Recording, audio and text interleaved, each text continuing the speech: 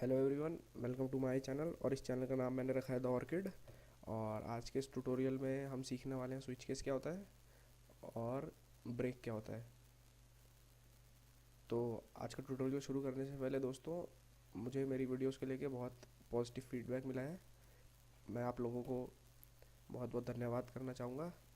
I'd like to thank you all for your kind words। और आप लोगों ने मुझे और भी ज़्यादा मोटिवेट कर दिया है। और मेरी पूरी कोशिश रहेगी कि सी प्लस प्लस तो मैं आपको सिखाऊंगा ही, पर साथ साथ मैं आपको लॉजिक बिल्ड करना भी अच्छे से सिखा दूंगा, ताकि जो है आप खाली सी प्लस प्लस में ही अच्छे ना हो, आप एक अच्छे प्रोग्रामर भी बन जाए।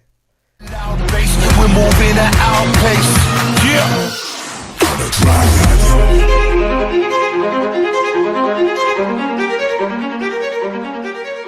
तो चलिए शुरू करने के लिए अपना कंपाइलर खोल लें।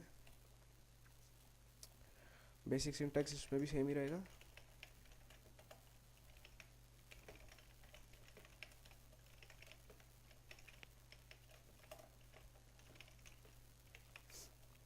और कमेंट में हम डाल देते हैं, आज हम सीखने वाले हैं स्विच केस।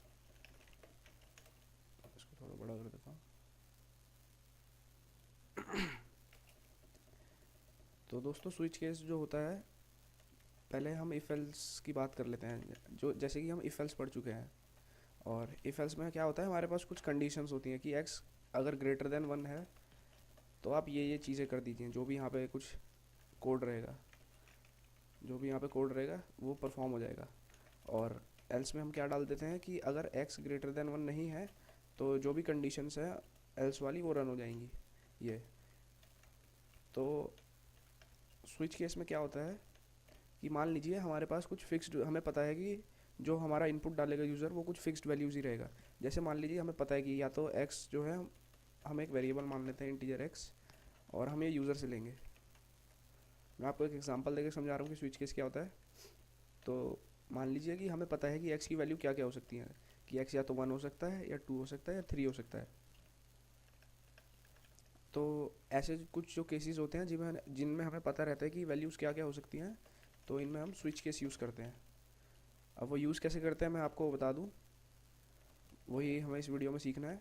और उसके बाद हम, ताकि जो है आपको स्विच केस यूज़ करना आ जाए, तो हम इसी वीडियो के एंड में एक सैम्पल प्रोग्राम भी बना लेंगे। तो ये आप समझ गए होंगे कि हमने एक इंटीजर टाइप का वेरिएबल मान लिया एक्स, और इसमें हम यूज़र से नहीं लेते, हम खुद ही वैल्यू डाल देंगे। तो मैं सीन डिलीट कर देता हूँ। और दोस्तों, आज हम दो न्यू कीवर्ड्स इंट्रोड्यूस करेंगे। स्विच, सॉरी 3, स्विच, केस और ब्रेक। और मैंने बताया था कि कीवर्ड्स कुछ खास ऐसे वर्ड्स होते हैं जो सी प्लस प्लस रिजर्व करके रखता है, यानी कि आप इन्हें वेरिएबल नहीं मान सकते। जैसे कि हम एक्स वेरिएबल मान सकते हैं, वाई वेरिएबल मान सकते हैं, हम अल्फ़ा बीटा कुछ भी वेरिएबल मान सकते हैं, पर जो कीवर्ड्स सी प्लस प्लस ने रिजर्व कर रखे हैं उन्हें वेरिएबल नहीं मान सकते। तो ऐसे ही 3 होते हैं, स्विच, केस और ब्रेक। तो हम स्विच का सिंटैक्स सीख लेते हैं। तो स्विच यूज़ करने के लिए मैं आपको इफ़ से कंपेयर करते करते सिखाता हूँ, ताकि जो है आपको सीखने में आसानी हो। तो इफ़ एल्स यूज़ करने के लिए हम पहले इफ़ लिखते हैं, फिर हम ब्रैकेट में कंडीशन डालते थे जो भी है। जैसे मान लीजिए x is greater than 1 condition है, और उसके बाद हम ये इन ब्रैकेट्स में जो भी कोड है हम वो लिख देते थे। तो स्विच केस भी कुछ कुछ इस तरह का ही होता है। हम सबसे पहले कीवर्ड लिखेंगे स्विच और एक ब्रैकेट, इतना तो सेम ही है जैसे इफ़ का होता था। और हम यहाँ पे स्विच के आगे वेरिएबल डाल देंगे कि हमें कौन से वेरिएबल के लिए कंडीशंस लगानी है। जैसे हमारा यहाँ पे वेरिएबल है एक्स, और मैं ये भी बता दूँ कि ये हम खुद मान रहे हैं, तो हम वेरिएबल वैल्यू 1 2 3 और 4 ले लेते हैं। चलो 1 2 3 और 4 कि ये एक्स की हम यही वैल्यूज़ ही डालेंगे बस। तो स्विच, हम एक्स को स्विच कर लेंगे, और उसके बाद ये भी इफ़ की तरह ही है। अब दोस्तों, जो हमें जैसे यहाँ पे ये जो बीच वाली कंडीशन होती थी वो हम यहाँ पे लिखेंगे, और उनको लिखने के लिए हम जो कीवर्ड यूज़ करते हैं होता है केस। तो जैसे एक्स की वैल्यू 1 हो सकती है, तो हम ले लेंगे केस 1 और ये कोलन। और फिर हम यहाँ पे लिख देंगे जो भी हमें कंडीशंस रन करवानी होती हैं।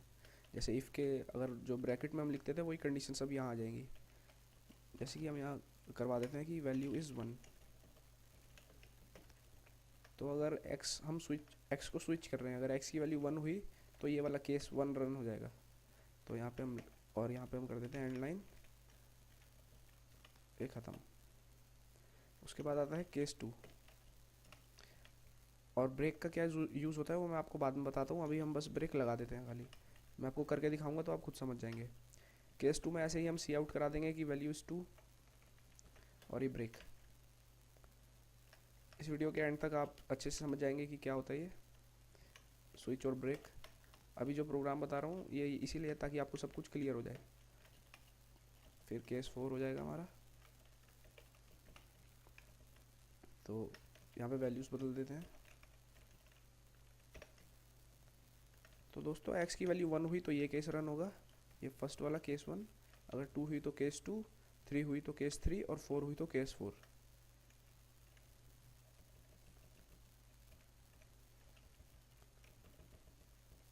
तो चलिए हम जो है x में जो है असाइनमेंट ऑपरेटर से 1 वैल्यू असाइन कर देते हैं। उम्मीद है आपको ऑपरेटर्स वगैरह अच्छे से आ गए होंगे। तो F11 दबा के से रन करें स्विच केस। तो जैसे कि आप देख सकते हैं जो वैल्यू है वो 1 है, तो हमारा केस 1 रन हो रहा है। अब जैसे मैं x को 4 डाल दूँ, F11 oops F11 तो वैल्यू इज़ 4। ऐसे ही 2 डालेंगे तो ये रन हो जाएगा और 3 डालेंगे तो ये रन हो जाएगा।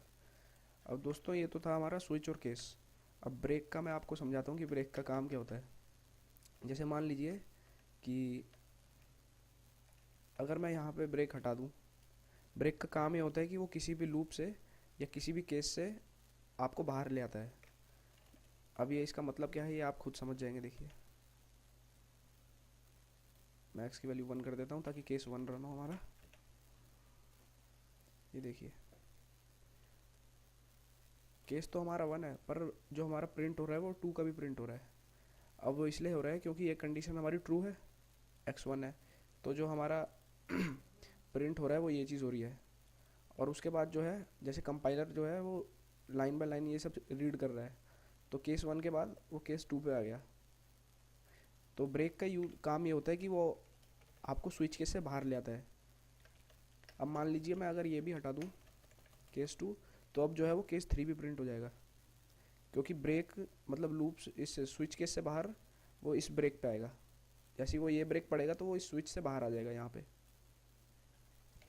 एक मैं सी आउट यहाँ भी कर दूँ, out of the switch case, यानी कि अब हम स्विच केस से बाहर आ गए हैं। तो इसमें जो होगा हमारा पहले केस 1 प्रिंट होगा, फिर केस 2 प्रिंट होगा, फिर केस 3 प्रिंट होगा, और उसके बाद जब हमारे कंपाइलर को ब्रेक दिखेगा तो तब वो जाके यहाँ से बाहर आएगा इस स्विच केस से।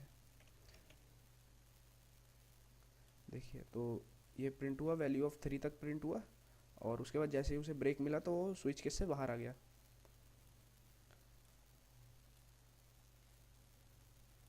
अगर यहाँ पे मैं ये भी हटा दूँ तो केस 4 भी रन हो जाएगा, और जैसे ही उसे ब्रेक दिखेगा वो इसके बाद ब्रेक से बाहर आ जाएगा। जैसे मान लीजिए मैं अब यहाँ पे ब्रेक लगा लेता हूँ और मैं अब रन कर रहा हूँ, तो ये वैल्यू ऑफ 1 प्रिंट होगा, उसके बाद एक एंड लाइन प्रिंट होगी, एक न्यू लाइन मतलब, और उसके बाद जैसे ही कंपाइलर को ब्रेक दिखेगा तो वो स्विच केस से बाहर आ जाएगा। ये देखिए अगर मैं फिर वही ब्रेक हटा दूँ तो और यहाँ पे ब्रेक लगा दूँ तो आप समझ ही गए होंगे क्या होगा। ये वैल्यू ऑफ 1 प्रिंट होगा, उसके बाद ये वैल्यू ऑफ ट्रू प्रिंट होगा, उसके बाद जैसे ही इसे ब्रेक दिखेगा तो ये बाहर आ जाएगा। तो दोस्तों ये था स्विच केस का यूज़। अब मैं आपको एक चीज़ दिखाना चाहूँगा। जैसे मान लीजिए अगर मैं x इक्वल टू 5 करूँ तो हमारा कोई भी केस रन ही नहीं हो रहा। ये मैंने आपको ब्रेक समझाने के लिए लगाया था, ये लाइन में डिलीट कर देता हूँ। ये देखिए जैसे मैंने x की वैल्यू 5 दी तो कुछ प्रिंट ही नहीं हो रहा। अगर मैं 1 2 3 4 के अलावा कोई भी वैल्यू दूँ तो सेम यही हमारे पे स्क्रीन आएगी जो कि एम्प्टी है। तो इसके लिए एक ख़ास चीज़ होती है, पहले मैं यहाँ वापस ब्रेक डाल दूँ। उम्मीद है आप ब्रेक और ये केस का मतलब समझ गए होंगे।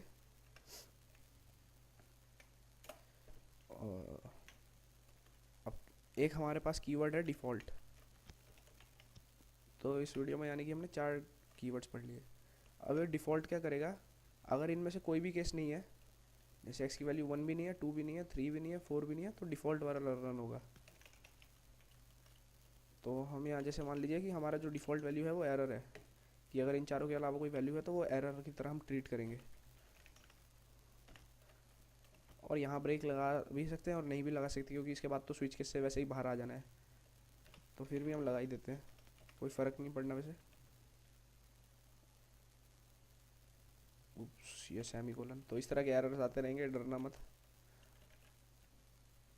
तो देखिए एरर, मैं एक्चुअली कुछ भी वैल्यू दूँ 1 2 3 4 के अलावा तो यही रहेगा। अगर मैं 2 दूँ तो देखिए वैल्यूज 2 यानी कि 2 वाला केस रन हो जाएगा। तो ये होता है हमारा स्विच केस। ये आपको मैंने इसका बेसिक सिंटेक्स समझाने के लिए ये बताया। अब जो है मैं इसे सब डिलीट कर देता हूँ और एक हम सैम्पल प्रोग्राम बनाने वाले हैं स्विच केस का यूज़ करके। तो जो हम प्रोग्राम बनाने वाले हैं वो है वीक डेज का। ये इसमें करना क्या है मैं आपको बता दूं कि हम यूज़र से एक नंबर लेंगे 1 से 7 के बीच में। नंबर 1 भी हो सकता है और नंबर 7 भी हो सकता है, और 1 यानी कि मंडे और 7 यानी कि संडे। तो हमें बस यूज़र से एक नंबर लेना होगा और जो वो नंबर डालेगा उसके कोरस्पॉन्डिंग जो भी डे पड़ता है वीक में हमें वो सी आउट कराना है। तो चलिए शुरू करते हैं। तो हमें एक इंटीजर चाहिए, उसका नाम मैंने नंबर दे दिया, और यूज़र से इनपुट लेना और सी आउट कराना आपको अच्छे से आ गया होगा। तो यहाँ पे हम सी आउट कराते हैं कि एंटर नंबर, और हम बता भी देते हैं किसके बीच में, 1 से 7 के बीच में।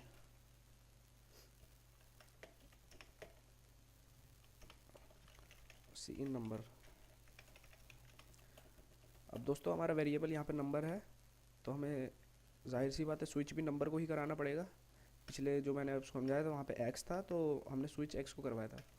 तो हमें नंबर को स्विच करवाना है, तो मैंने बताया सिंटेक्स, पहले आप स्विच लिखेंगे, उसके बाद ब्रैकेट, और उसके बाद जो भी हमारा वेरिएबल है वो, और फिर जो है हमारे ये करली ब्रेसेस शुरू हो जाएंगे। और यहाँ पे आपको जितने भी केस लिखने हैं वो लिखेंगे और एंड में हम जाके डिफ़ॉल्ट लिख देंगे।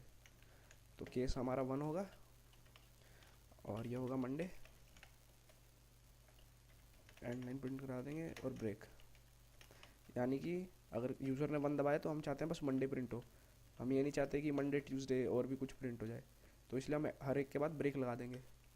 अब इसी को मैं कॉपी पेस्ट कर लेता हूँ, ये Tuesday, Wednesday, Thursday, Friday, Saturday और संडे।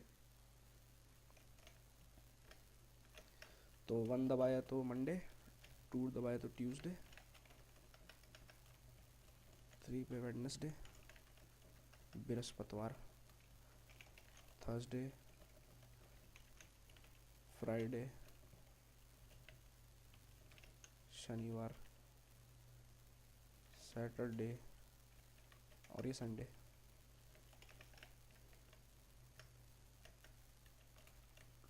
टू 3 5 6 7। आपने कभी ध्यान दिया हो तो मेरा जो हमेशा दिक्कत है वो 4 टाइप करने में ही होती है, क्योंकि इसका जो इधर साइड वाला 4 है वो ख़राब है। तो जो हमारा लास्ट केस हो जाएगा वो हो जाएगा डिफ़ॉल्ट वाला, और हम इसमें लिख देते हैं कि रॉन्ग चॉइस, एंड लाइन और ब्रेक। तो ये जो एक हमारा छोटा सा प्रोग्राम है स्विच केस को समझने के लिए, ये बन चुका है। अब हम इसे बस रन करा के चेक करना है। एक बार अपना प्रोग्राम रीड कर लेते हैं। ठीक है, इंट नंबर, सी आउट, सी इन, स्विच केस, डिफ़ॉल्ट। ठीक है,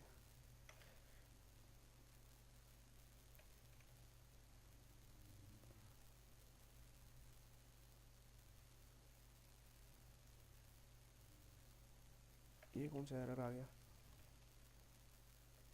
अरे यार, उप्स, बस सी आउट लिखना भूल गया।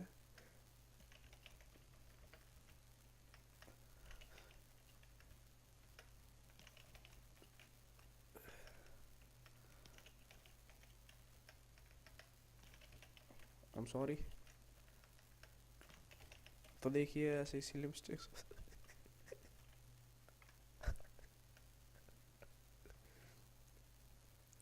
अरे यार, ये क्या कर रहा हूँ मैं?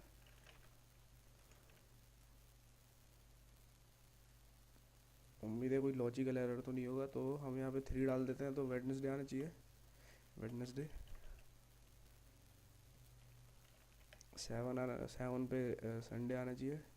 ठीक है, अब हम कोई ऐसा नंबर डाल देते हैं जो इन केसेस में हो ही ना, जैसे कि 10।